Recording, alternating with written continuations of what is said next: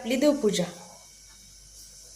19 September सोमवार आहे आणि आपली ही सकाळ सकाळची देवपूजा बघू शकता. रांगोळी मीच काढले, म्हटलं थोडंसं वेगळं काढूया, काय काढावं सुचत नव्हतं त्यामुळं काढली अशीच. कारण जागा थोडी आहे त्यावर रांगोळी म्हणजे सुचते पण अशी मोठी रांगोळी बसत नाही, त्यामुळं मग छोटं छोटंच ॲडजस्ट करते.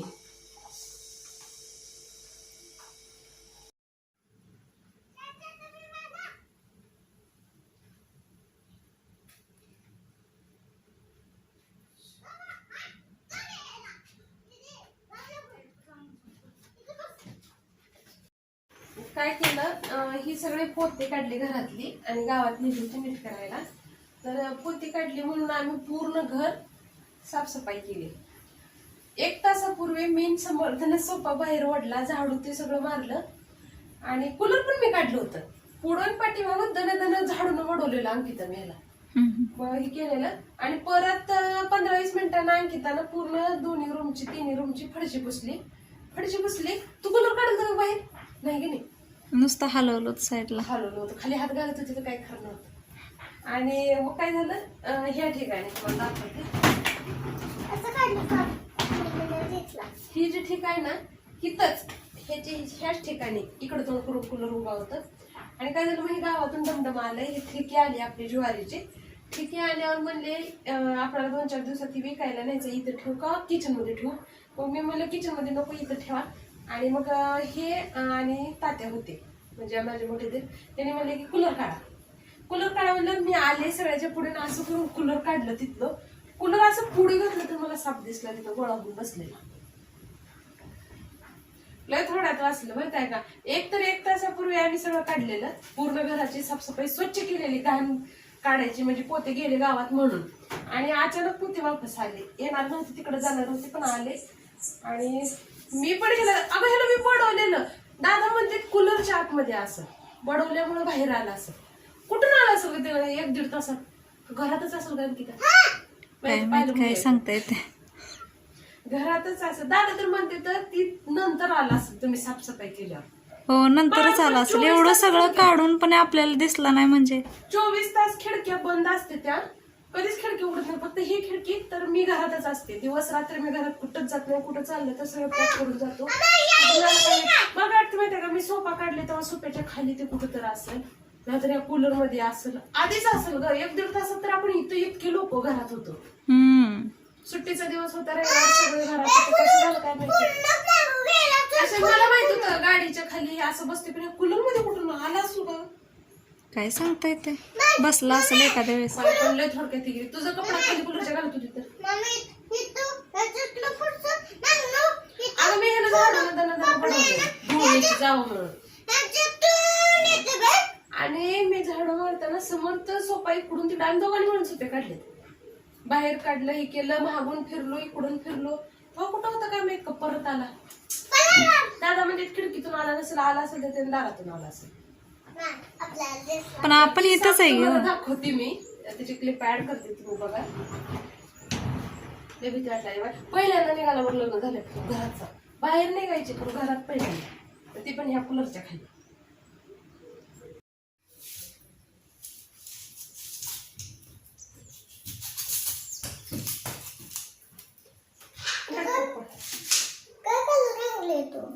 कांदा टोमॅटो बेळला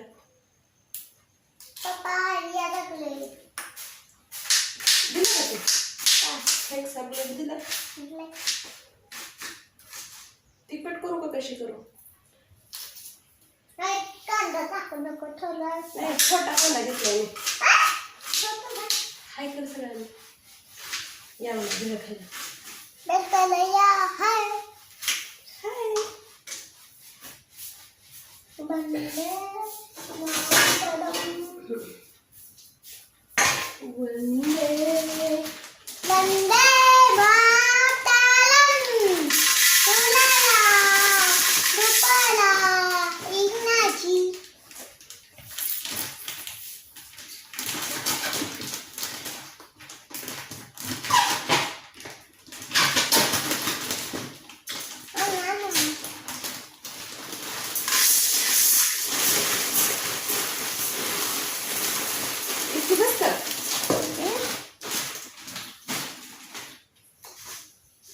घेतले. ह्यामध्ये टाकते आता टोमॅटो, कांदा.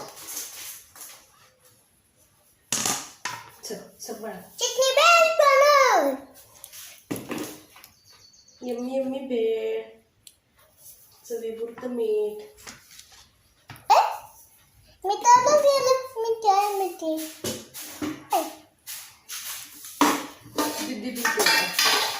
आपली भेळ तयार. लाल तिखट, गरम मसाला,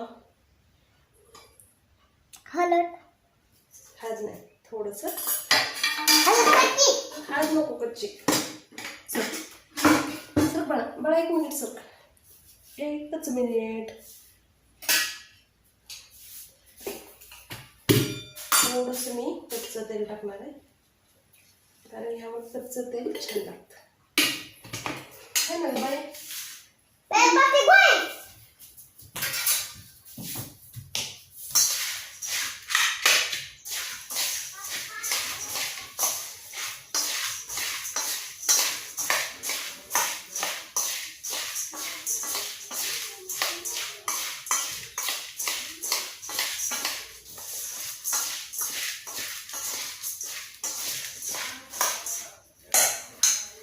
आपली भेळ बनवून तयार आहे, साधी सिंपल.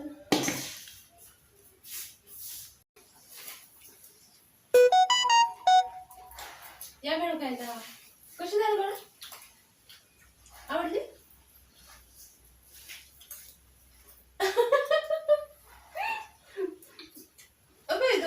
त्याला आधीच वाटते, मग आपण खाते. मी नको आहे, आवड होते तुला मला. इथे ठेवा, मी चलते इथं बरी बना.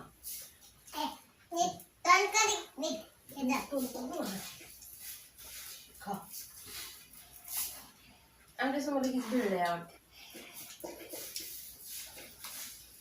इकडं काय म्हणते तू ह्याला? काय तर म्हणते तू? ते करते त्याला भेळ नाही. हे तुम्ही ऐकले लग्न झाल्यावर त्याचं चुरमुऱ्याला तिखट मीठ लावलं. आमच्याकडे मी भेळच म्हणतो. गर्देल का काय तर? हा, गर्देल.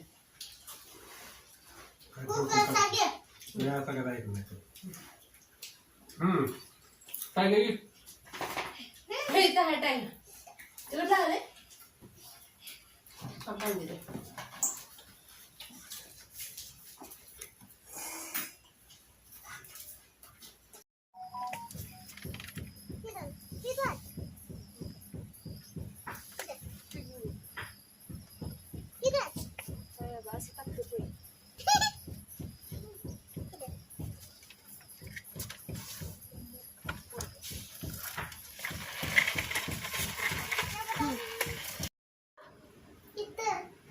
तर आमच्या घरात त्या कूलर खाली साप निघालता आणि समर्थ म्हणते इथं साप बसलाय. कुठं बसलता? कसला होता तो साप? कुठं होता तुम्हाला दाखवतो. शेवग्याची शेंगाची भाजी बनवली मी, बेसन पीठ घालून अशी बनवते ते दाखवते. हे बघा, इथं आपल्या शेंगा चिरून घेतलेले आहेत. ते एक शेंग मोठी होती ती बी घेतली. मोठ्या वाक्या मध्यम आहेत, सगळ्या आपल्या घरच्या झाडाचे.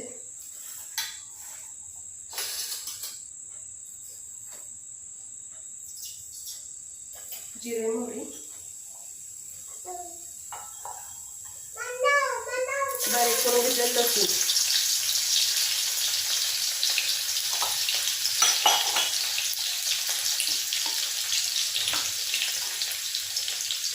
शेंगा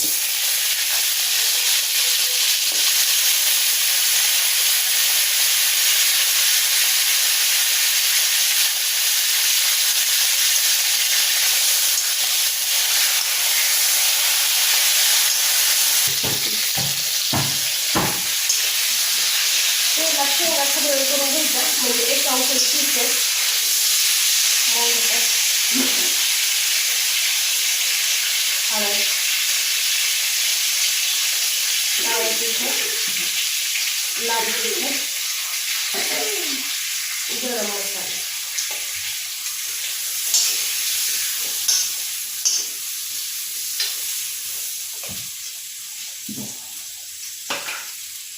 खोबरं शेंगदाणे बारीक केले, एक पळी टाकलं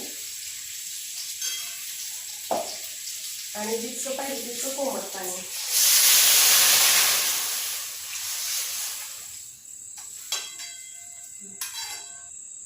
इथे 1 चमचा मी बेसन घेतले. तर 1 चमचा बेसन मध्ये मी 1 वाटी पाणी टाकले आणि एकही गोळा होऊ द्यायचा नाही.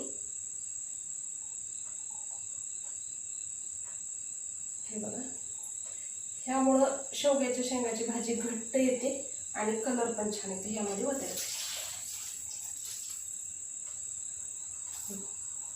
आपण ह्यामध्ये टाकूया आता सगळ्यात शेवटी चवीपुरतं मीठ आणि शिजवून घेऊया. तर आता मी पोरांच्या डब्यासाठी शेंगाची चटणी करून ठेवलेली. तर लोखंडाची कढई ठेवली शेगडीवर आणि ही शेंगदाणे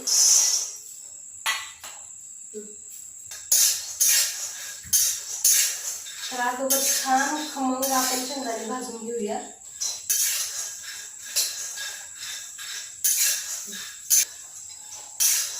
तर डाग पडेपर्यंत छान भाजूया. आता चटचट वाजायला चालू झालेत आपले शेंगदाणे. तर हे बघा, शेंगदाण्याला छान असे डाग पडलेले. आता आपण हे काढून घेऊया. तर हे आपले गार झालेले शेंगदाणे सगळे मी एकदाच टाकते आणि इथं 9 ते 10 लसणाच्या पुड्या टाकलेल्या सोललेल्या. जिरे टाकते. मागच्या वेळेस मी चवीपुरतं मीठ मागच्या वेळेस मी याच्यात केली खलबत्त्यात, पण आता ह्याच्यामध्येच करते. लाल तिखट टाकते मी 2 चमचे. तर आपण आता हे मिक्सरला फिरवून घेऊया.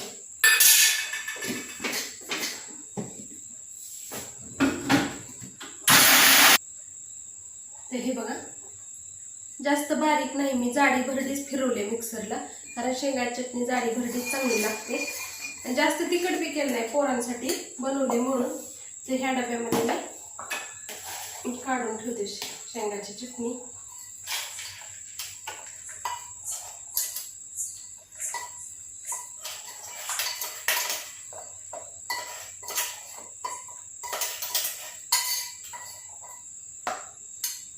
तर 15 दिवसाचं पोरांचं टेन्शन गेलं.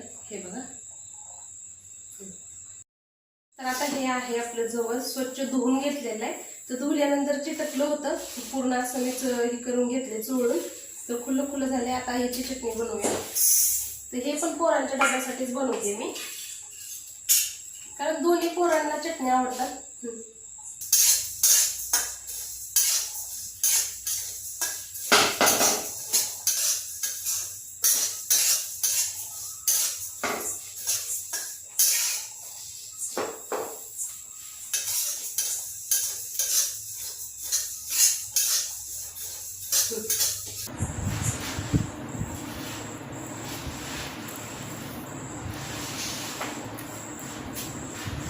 गार झाले. आता आपण ही चटणी करून घेऊया.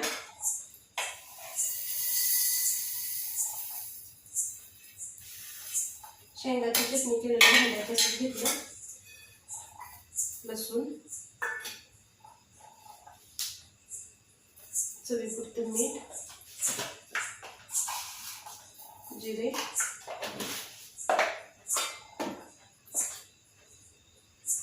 आणि 2 चमचे लाल तिखट.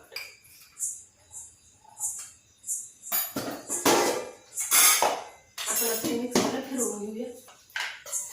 तर हे बघा, एकदम छान वाजतं. छान झालं. हे एकदम छान जवसाची चटणी आपली बनवून तयार आहे. तर ह्यासाठी पण मी एक डबा सेम टू सेम चटणीचे 2 डबे केले पोरांच्या डब्याला.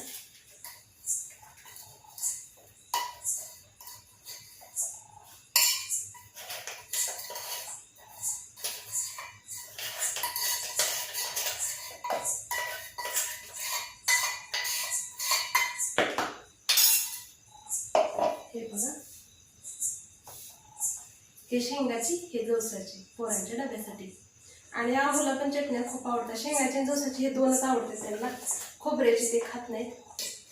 आणि गरम गरम चटणी आणि नाही, गरम गरम चपाती, चटणीवर थोडं तूप टाकलं का खूप भारी लागते. घरात सगळे आवडीने खातात.